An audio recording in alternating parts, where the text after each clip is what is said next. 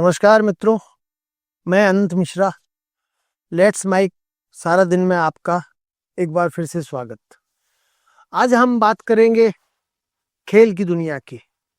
जी हाँ, अब 2 दिन पहले बिहार के राजगीर में हुई एशिया हॉकी कप में भारत ने एक बार फिर से स्वर्ण पदक जीतकर खेल प्रेमियों के झोली में कुछ खुशियां डालने का प्रयास किया।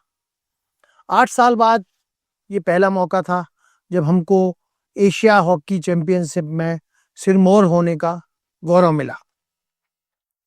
यूं तो एक जमाने में भारत का हॉकी में डंका बजता था, लेकिन 80 के दशक के बाद धीरे धीरे भारतीय हॉकी एक तरीके से दुनिया के सामने कमजोर होती गई और जो ओलंपिक में हम लगातार अपनी जीत का डंका बजाते थे, हम एशिया स्तर पर भी बहुत कमजोर पायदान पर आकर खड़े हुए। एशिया हॉकी कप की बात करें तो भारत 2003 में, फिर 2007 में, मतलब लगातार भारत ने 2 बार हॉकी का खिताब जीता। उसके बाद भारत को एशिया हॉकी कप का खिताब जीतने के लिए 10 साल का लंबा इंतजार करना पड़ा और 2007 के बाद भारत को 2017 में ये जीत नसीब हुई। 2022 में फिर भारत हार गया और 2 दिन पहले अभी भारत ने एक बार फिर हॉकी में सिरमौर बनने का जो खेल प्रेमियों का सपना है उसको पूरा किया। गिने चुने खेल हैं जिसमें भारत अंतर्राष्ट्रीय जगत पर कभी कभी अपनी छाप छोड़ता है। एक क्रिकेट को छोड़ दो तो आज की तारीख में ऐसे कम ही खेल हैं जिसमें भारत का दुनिया में डंका बजता हो। एक जमाना था जब 1928 से लेकर 1956 तक लगातार 28 साल हमने ओलंपिक का खिताब जीता था हॉकी में, चाहे वो 1928 का हो ओलंपिक, 1932 का, फिर 1936 का, और द्वितीय विश्व युद्ध के कारण जब 2 ओलंपिक 40 और 1944 का नहीं हुआ, लेकिन उसके बाद जो 1948, फिर 1952, फिर 1956, लगातार 6 बार भारतीय हॉकी टीम ने ओलंपिक में स्वर्ण पदक जीता। 56 में हम हार गए फाइनल में, लेकिन 60 में हमने फिर टोक्यो ओलंपिक में खिताब जीता और उसके बाद 1960 के बाद हमको ओलंपिक में स्वर्ण पदक जीतने के लिए फिर 20 साल का लंबा इंतजार करना पड़ा। 1960 के बाद 1980 के मॉस्को खेल में हमने ओलंपिक में अपना 8वां खिताब जीता और तब से लेके आज 45 साल हो गए भारत ओलंपिक में सोने का पदक जीतने के लिए तरस रहा है। कह सकते हैं कि जो 1928 से लेके 1960-64 तक दुनिया के हॉकी जगत में भारत का डंका बजता था, भारत का लोहा मानते थे सब, और भारत के सामने कोई भी टीम उस समय अगर एक गोल भी कर लेती थी तो बहुत बड़ी उपलब्धि मानी जाती थी। लेकिन उसी ओलंपिक में जहां हमने 8 बार सोने का खिताब जीता, 45 साल से हमारा प्रयास है, हमारा सपना है कि हम फिर से ओलंपिक में सोने का पदक जीत के भारत की झोली में खुशियों को डाल सके। वो दौर अलग था जब अब भारत आजाद नहीं था, लेकिन भारतीय हॉकी टीम की दुनिया में धाक थी। ध्यानचंद का नाम आते ही सबको एक हॉकी की जो जादूगर है उसकी छवि हमारे दिमाग में कौंध जाती है। तो उस जमाने में जो भारतीय हॉकी टीम थी, सवाल ये उठता है कि आज हम एशिया स्तर पर भी खिताब जीतने के लिए हमको कई बार 8-8, 10-10 साल का लंबा इंतजार करना पड़ता है। और वो जो दौर था जिस समय भारत और पाकिस्तान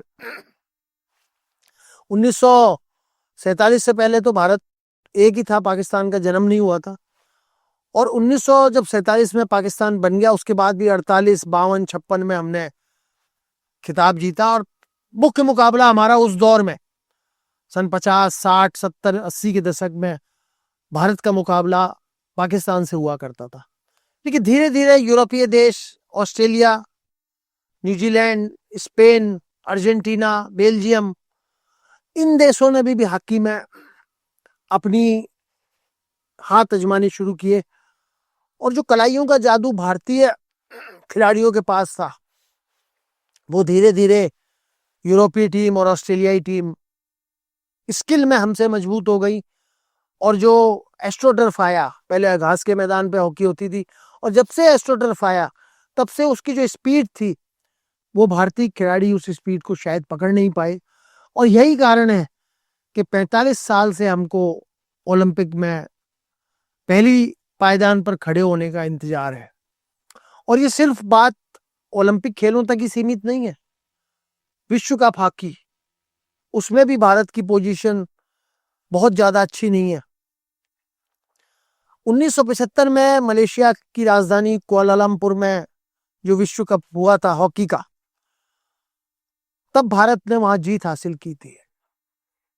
और उसके बाद में कल्पना कीजिए, गणना कीजिए आप कि 1975 से आज 2025, मतलब 50 साल में हम वर्ल्ड कप चैंपियनशिप का खिताब नहीं जीत पाए। ओलंपिक में 45 साल और विश्व कप चैंपियनशिप में 50 साल। 50 सालों से हम विश्व कप हॉकी में भाग तो लेते हैं, लेकिन कभी हम 5वीं पोजीशन से ऊपर नहीं जा पाए। 5वीं, 6ठी पोजीशन, कभी 7वीं पोजीशन, कभी 8वीं पोजीशन, कभी 9वीं पोजीशन। तो ये भारतीय हॉकी का जो स्तर है वो इतना गिर गया है कि अब विश्व कप हॉकी या ओलंपिक में हॉकी हमारे लिए एक सपना हो गया है। उस दौर में ये माना जाता था कि और किसी खेल में ना सही, लेकिन हॉकी में तो हम कम से कम एक स्वर्ण पदक पक्का होता था। लेकिन अब लगभग 5 दशक हो गए, ओलंपिक और विश्व कप हॉकी में जो पहली पायदान पे खड़े होने का जो राष्ट्रीय धुन बजती है, पहली जो पदक जीतती है उस देश की टीम की, वो हमारे लिए एक दूर की कौड़ी साबित हो रहा है। सवाल कई बार उठते हैं, हॉकी को हमारा राष्ट्रीय खेल भी कहा जाता था। एक जमाने में राष्ट्रीय हमारा हॉकी खेल था, लेकिन आज अब पता नहीं राष्ट्रीय खेल क्या है। कम से कम कागजों में और व्यवहारिकता में हॉकी दूर दूर तक कहीं नजर नहीं आता। कुछ 2-3 राज्यों को, पंजाब, झारखंड, बिहार, उनको हम छोड़ दें तो शायद हॉकी का वो स्तर नहीं रहा जो 50 साल पहले भारत में होता था। सवाल ये भी उठना लाजमी है कि अगर हॉकी में हम कमजोर हुए तो क्या हम दूसरे खेलों में इतने मजबूत हुए कि उसकी कीमत हॉकी को चुकानी पड़ रही है? ऐसा देखने में तो नहीं आता।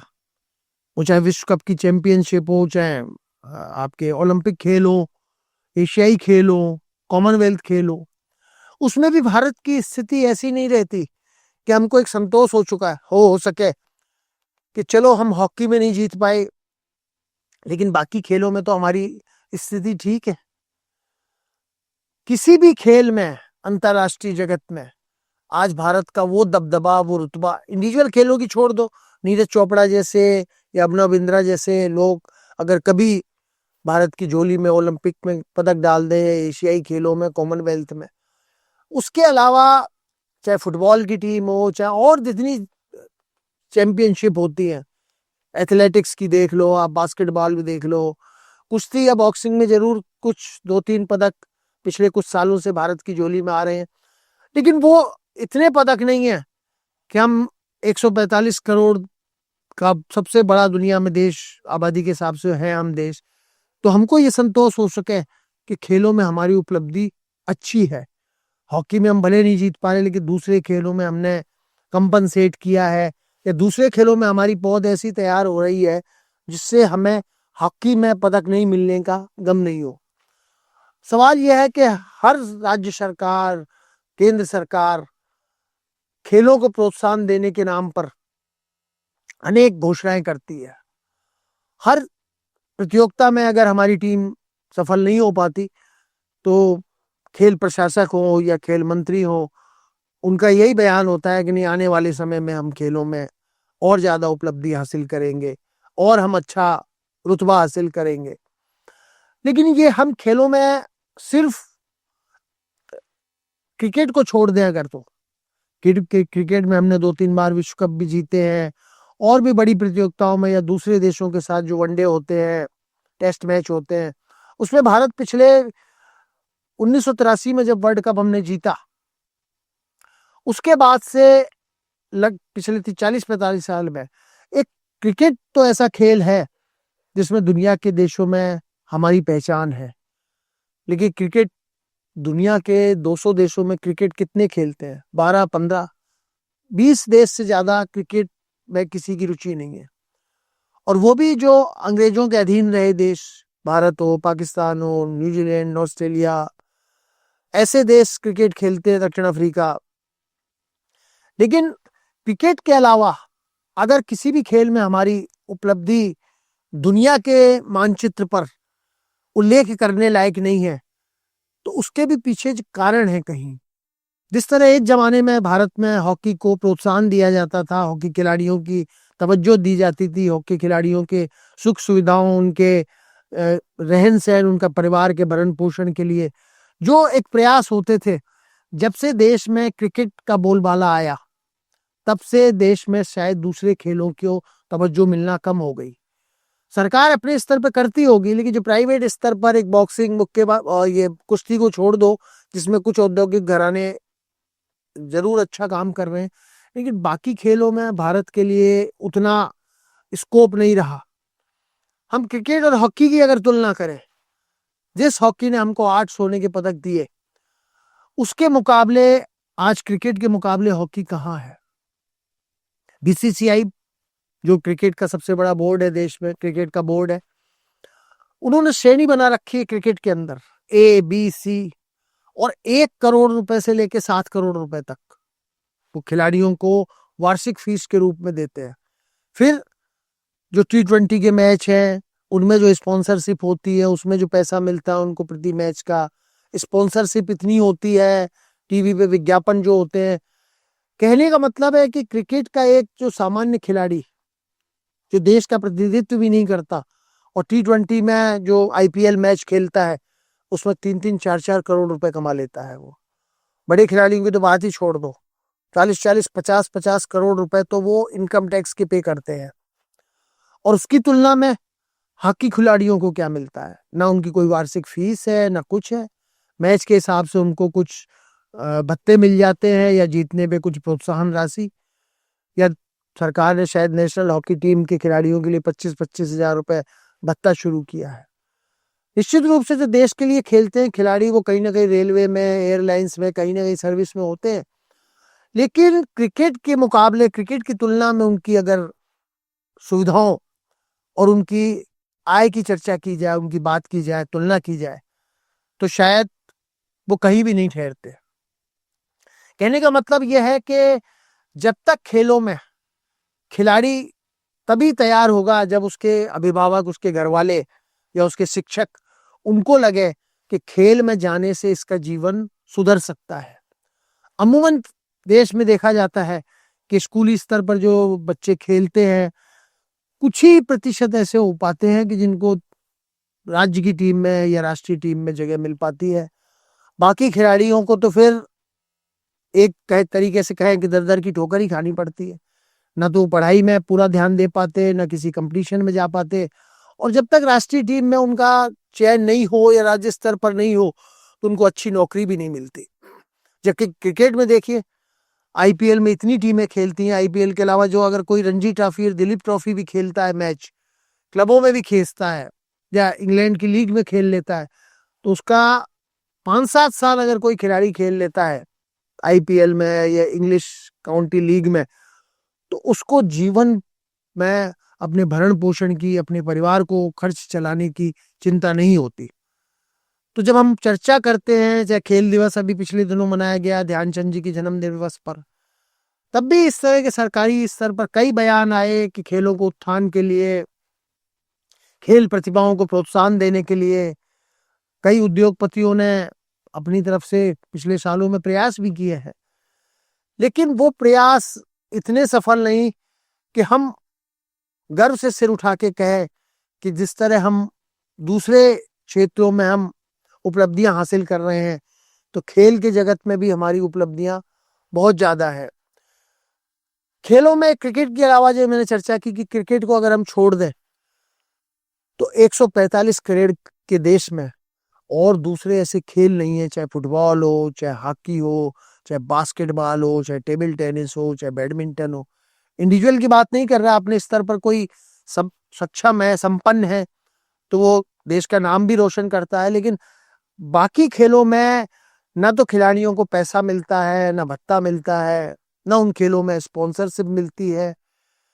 तो वो खिलाड़ी के मन में भी सवाल आता है कि आखिर जो क्रिकेट के अलावा अगर हम किसी खेल को चुनते हैं तो उसमें जाने के बाद ना तो उनका भविष्य बनता है, ना उनको वो सुविधाएं मिलती हैं जो क्रिकेट में मिलती है, ना उनको वो तवज्जो मिलती है, ना उनको नौकरी मिलती है, और वो बीच के हो जाते हैं।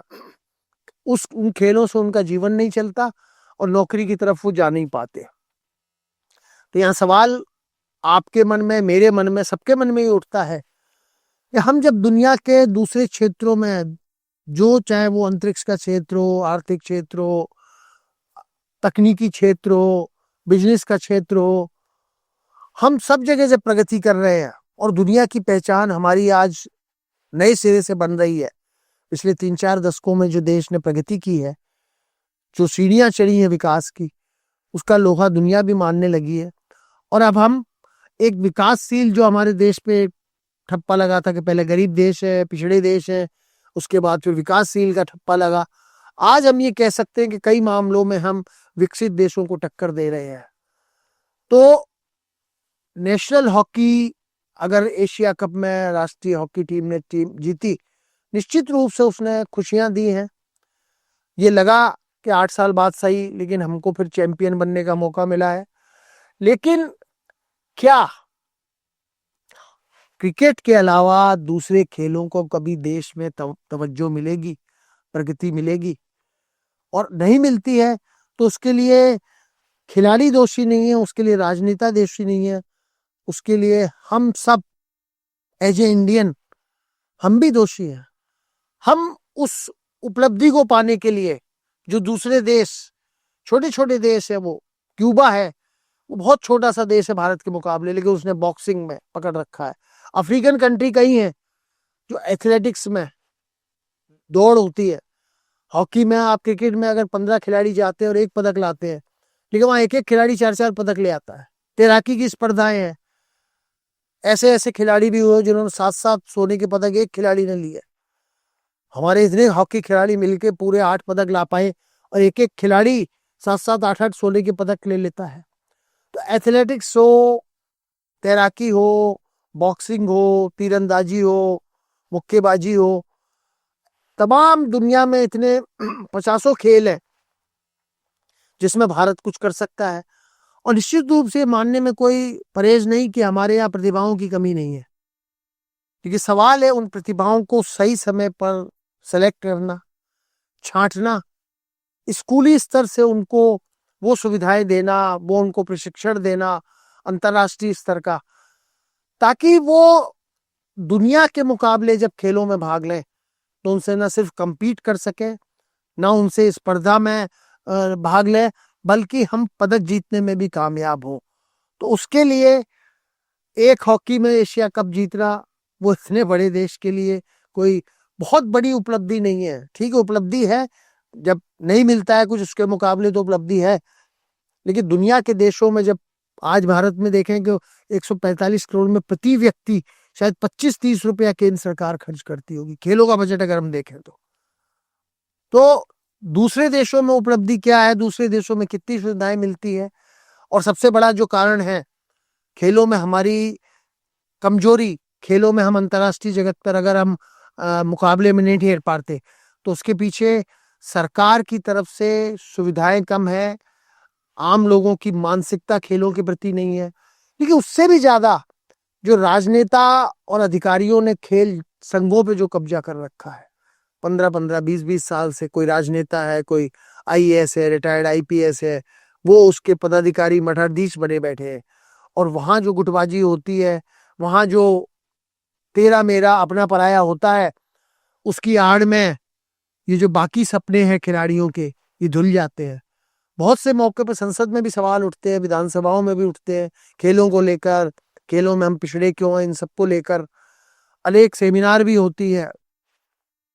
हमारे अधिकारी राजनेता विदेशों में भी जाते हैं, खेलों की उपलब्धि उनके यहाँ कैसे हुई उसकी जानकारी लेने, उसके बारे में अध्ययन करने के लिए फिर रिपोर्टें बनती हैं, कमेटियां बनती हैं। लेकिन कहने में संकोच होगा, सुनने में भी अच्छा नहीं लगता कि 78 सालों में देश ने जितनी क्षेत्रों में प्रगति की है, उसके मुकाबले खेलों में हमारी उपलब्धि अभी भी लगभग शून्य है। एक आध खेल की बात नहीं, क्रिकेट की, कभी हॉकी में जीत लिया, कभी इंडिविजुअल किसी गेम में, क्योंकि ओवरऑल अगर हम 193 देशों की 194 देशों की श्रेणी में पायदान पे जब हमको नापा जाता है तो हमारा नंबर 60वां 65वां नंबर आता है। 1 या 2 पदक भी मिल जाते हैं तो देश में खुशियों की बौछार आ जाती है, आतिशबाजी हो जाती है। तो राजगीर में जो भारतीय हॉकी टीम ने देश को स्वर्ण पदक दिलाया, उस जीत के लिए उनको बधाई। लेकिन ये भारतीय हॉकी टीम जो 45 साल से ओलंपिक में सोने का सूनापन पड़ा है और 50 साल से विश्व चैंपियनशिप में हम सोने का तमगा हासिल नहीं कर पाए, हमारी राष्ट्रीय हॉकी टीम इन प्रतियोगिताओं में भी फिर से सोने का पदक लाके देश की झोली में नई खुशियां डालें और हॉकी के साथ साथ दूसरे खेलों में भी हम अपनी पहचान को बनाएं, बढ़ाएं और दुनिया को ये दिखाएं कि जो भारत है उसने और क्षेत्रों में प्रगति की है और खेलों की जगत में भी हम किसी से पीछे रहने वाले नहीं हैं। तो इस विषय पर, इस मुद्दे पर, खेल के बारे में आपके कोई कमेंट हो तो निश्चित रूप से आप हमें कमेंट बॉक्स में लिखें। कल हम फिर किसी नए मुद्दे पर चर्चा के साथ आपके सामने हाजिर होंगे। तब तक के लिए आज्ञा दीजिए। धन्यवाद। आप सुन रहे थे let's mike more than radio. Follow कीजिए हमें हमारे सोशल मीडिया प्लेटफॉर्म्स पर। It's time for news. It's time for more than radio. Presenting the first radio news app, Let's Mic. Let's Mic, a news-based app on your phone where you get to watch and listen news, talk shows, interviews, radio show podcasts. On Let's Mic, you get all relevant information of TV, print, radio, podcast, and digital. Let's Mic talks about every segment of life.